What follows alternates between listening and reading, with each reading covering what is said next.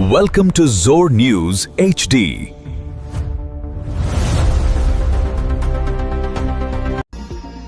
खबर शामिल करते हैं डस्का सियालकोट से रिपोर्ट हमारे नुमाइंदा शाहिद सिद्दीकी। थाना सिटी डस्का के SHO इंस्पेक्टर नुमान अहमद भुट्टो ने मंशियात फरोशों के खिलाफ जारी क्रैकडाउन के दौरान एक अहम कार्रवाई करते हुए खातून मंशियात डीलर समेत 2 मुलजमान को गिरफ्तार कर लिया। पुलिस ने मुलजमान के कब्जे से मजमूई तौर पर 2890 ग्राम तकरीबन 3 किलो चर्स बरामद करके अलग अलग मुकदमा दर्ज कर लिए हैं। पुलिस के मुताबिक SHO इंस्पेक्टर नुमान अहमद भुट्टो की हदायत पर मंशियात फरोशों के खिलाफ कार्रवाई के दौरान मुलजिम मोहम्मद अफजल के कब्जे से 1470 ग्राम चर्स, जबकि मुलजिम जवाद भट्ट उर्फ बीना बटनी के कब्जे से 1420 ग्राम चर्स बरामद हुई। दोनों मुलजमान को मौका पर गिरफ्तार करके उनके खिलाफ अलग अलग मुकदमा दर्ज कर लिए गए हैं।